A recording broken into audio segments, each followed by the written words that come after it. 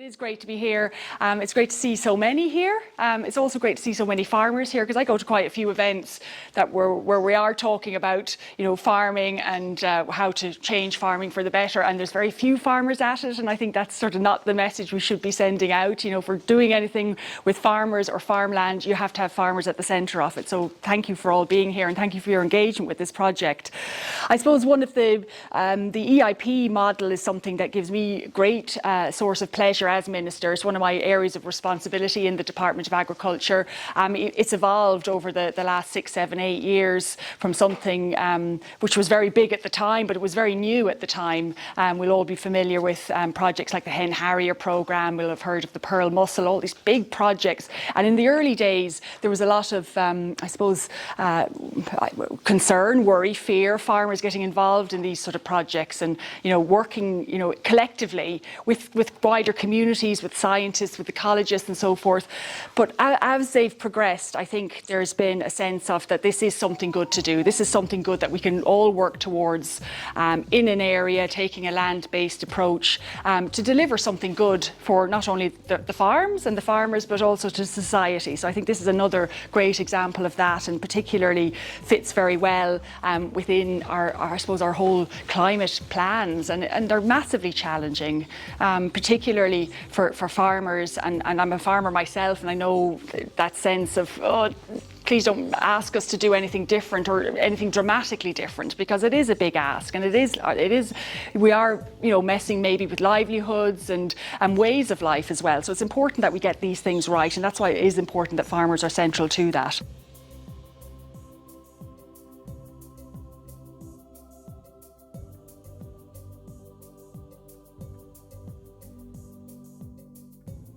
One of the things we quickly realised when we went to all of the farms was they had peat grasslands because they have a bit of bog, they have some cutover, they probably have some cutover scrub or woodland, and they may have plantation forestry and the peat grasslands. So that's why we were looking at all of those things, and we think there's good opportunities to be had in those other marginal lands that wouldn't necessarily be seen as productive at the moment.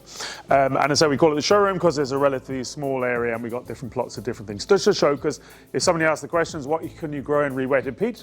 The DEFRA report lists over 80 crops. So we have a good number there across, from fruits and timber crops, and Science and Bernard will be talking about that subsequently. So we have a good spread there. Okay, so I was asked to bring the conversation back to farming on peatlands, and then mainly peat grasslands here. So, when we look at the current situation, drainage is absolutely central to farming on peatlands, and this has a couple of reasons, but the underlying core is that peat just consists of mostly organic matter, like almost purely organic matter, very little mineral matter, and that is filled up with water in all the pore space, so up to 80-90% of the soil can be water. That makes the soil very weak, so when you start draining the soil, this water seeps away and the soil settles, shrinks a little bit. That is reversible, and that really firms up the soil very nicely. So you go from a muddy swamp to a nice field where you can just walk on, your cows can walk on, your tractor can drive on, and this is obviously something that you need for your farming.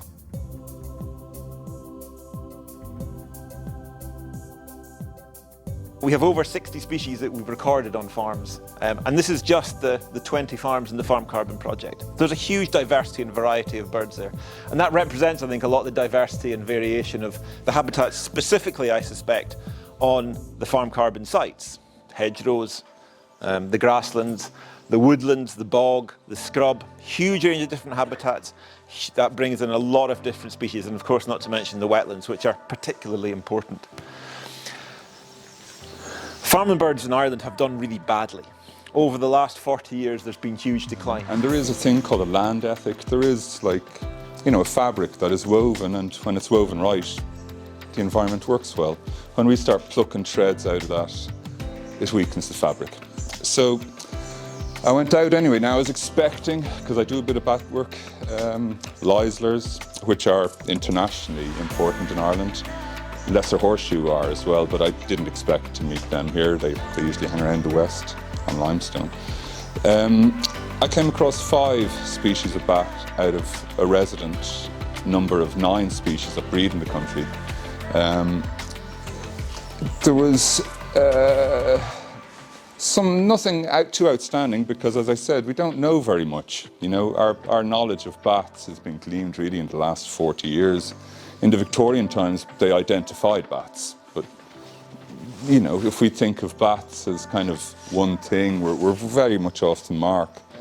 We work in the research side of the house, and most of our work, we've worked together for a long number of years.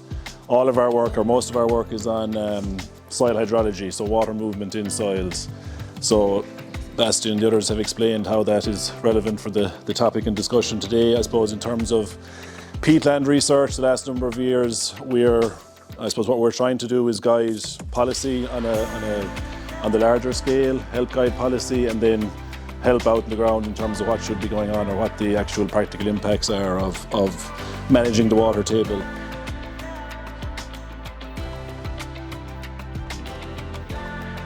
So if an environment has many colonizers, that means small body and very numerous numbers of nematodes, these are what we call opportunists.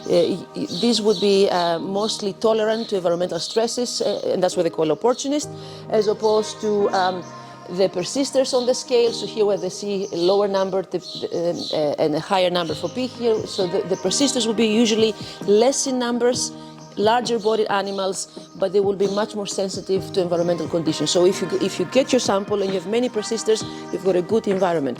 If you get your sample, you have many colonizers, your environment is under stress. So in a nutshell, this is what we're trying to do in the Farm Carbon project, to actually confirm that all the interventions that GRI are doing are good for the soil and the wetlands ecosystem. The molecular data suggests that the healthy bog hummock, healthy bog lawn, and degraded bog lawn and hummock have a suppressive, fertile kind of environment. But the wasted peat, which we'll be seeing as we go along, has a very depleted, degraded, and a conducive environment in terms of nematodes. That's another finding. And then the morphological data says that there is no much difference in the nematode biodiversity in compared to the rewetted and non-rewetted sites so far. So as we presume that the restoration takes a long time, so in course of time maybe this dynamics will change. And then the future, again, we have to do further analysis once the paludiculture trials are done to see how this changes the nematode community as such.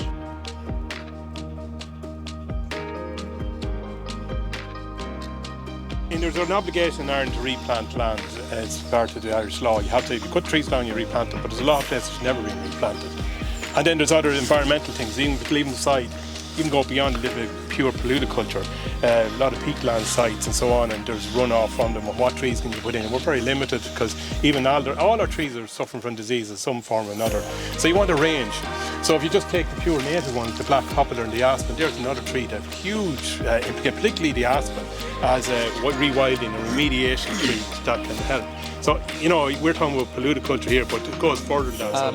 But as Doug said, longevity, I think farm relief give 15 years on their stakes there now.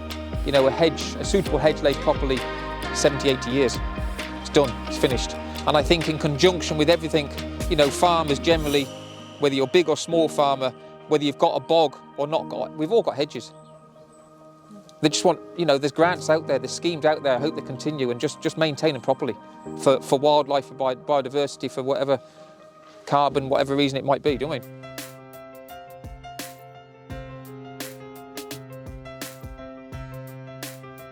But I suppose ultimately what we're trying to achieve, and I suppose the Midlands in particular has special challenges that other parts of the country don't in terms of our land and our land use and what we do with it.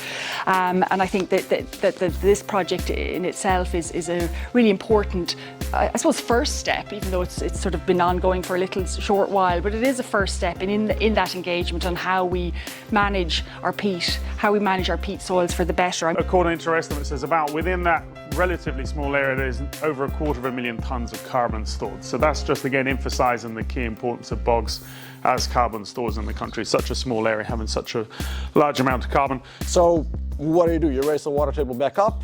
Well, you can do that, and it stops the emissions overnight. Tomorrow CO2 emissions will stop, but all the positives that drainage brings, the bearing capacity, the free fertilizer, that stops at the same time. And bearing capacity, just one thing to touch on, there's a critical limit that I've drawn in here.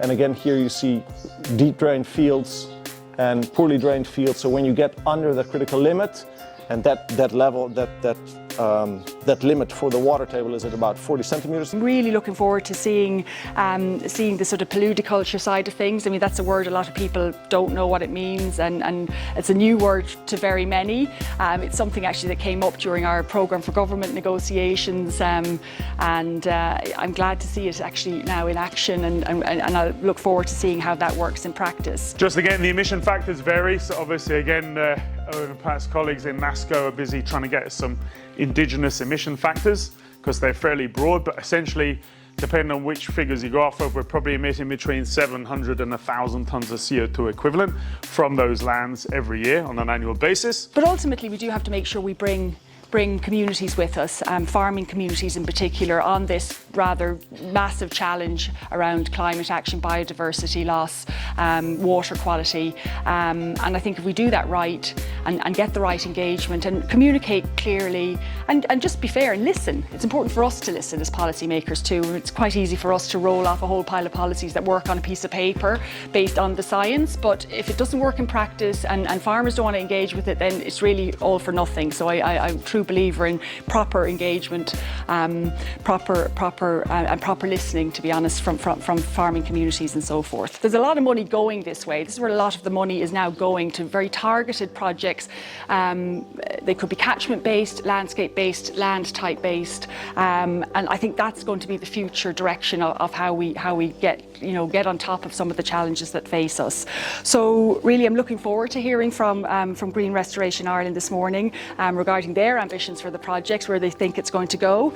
I do want to wish all of the Farm Carbon EIP, the project team, the farmers, the communities involved, the very best with these projects. Hopefully this is the start of something really positive for the future and something we can build on. These things are evolutionary in nature, and I look forward to seeing that evolution over the years and decades possibly ahead. So thank you.